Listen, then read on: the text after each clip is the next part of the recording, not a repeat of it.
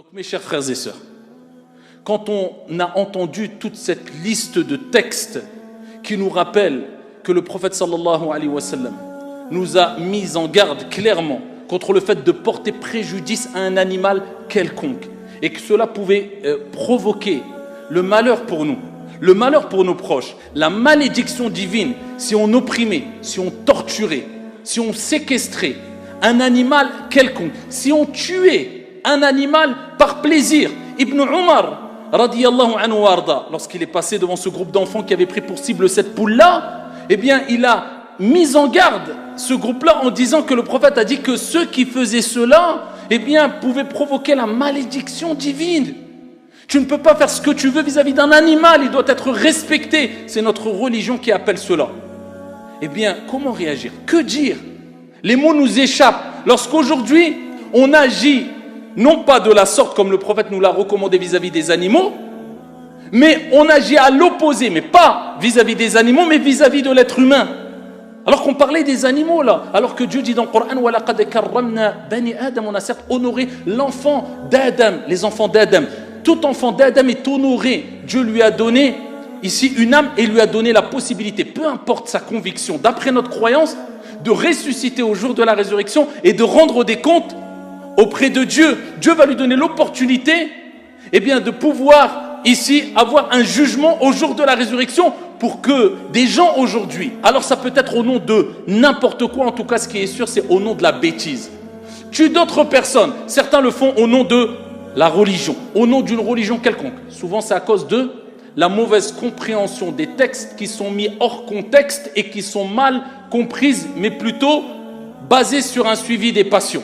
Ça peut être au nom de quoi? Du délire complet dû au matraquage, quelquefois, qui peut se passer médiatique. Il y a des gens, tellement qu'ils voient les médias parler en continu, en citant des mots, islam, voile, musulman, islam, voile, musulman. Ils deviennent fous, excusez-moi du terme, mais ils pètent les plombs. Ils font n'importe quoi. D'autres personnes, c'est dû à la haine. Pourquoi? Parce que j'ai vu que ce groupe-là a fait des dégâts, je généralise, moi je veux venger les premiers, ou ceux qui ont vécu ici cette torture ou cet attentat ou je ne sais quoi. D'autres le font au nom, en tout cas. Tout cela s'appelle de la bêtise. Ce qu'on voit aujourd'hui, et encore aujourd'hui on l'a vu et on l'a entendu, ces attentats terroristes, eh bien ne sont faits qu'au nom de la bêtise, ne sont faits qu'au nom de l'inconscience, de la débilité, de la haine. Et on ne répond jamais à la haine par la haine. Et c'est pour cela qu'on a toutes et tous une certaine responsabilité. Toi, en tant que religieux, quand tu parles au nom de la religion, attention, que des gens comprennent mal certains textes ou qu'ils jouent avec des textes. Toi, en tant que personne qui est athée, agnostique ou je ne sais quoi, attention, une certaine lucidité. Il est important d'avoir une certaine lucidité, des nuances quand on entend des informations et ne pas gober tout ce qu'on entend. Et de faire la part des choses, car on sait toutes et tous que dans n'importe quel groupe, dans n'importe quelle confession, dans n'importe quelle religion, il y aura toujours une minorité infime de personnes qui vont pourrir tout le reste du groupe, qui vont pourrir l'image réelle que dégage le reste du groupe, malheureusement. Donc il faut agir avec nuance, surtout aujourd'hui où les réseaux sociaux viennent tellement rapidement et les informations tellement rapidement qu'on n'a même plus le temps de digérer les informations. On n'a même plus le temps, ça va trop vite, information sur information, information sur information. Il faut faire très attention par rapport à cela. Et aujourd'hui, ne vous échappe pas ce qui s'est passé, c'est encore au nom de la haine.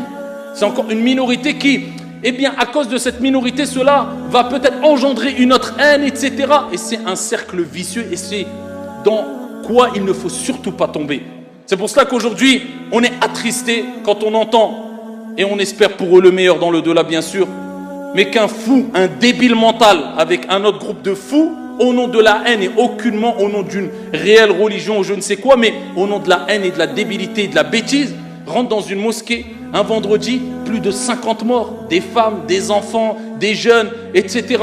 C'est un extrémiste radical terroriste. Pourtant ce n'est pas un musulman, je ne sais même pas si c'est un religieux. Pour vous dire que le terrorisme n'a pas de religion.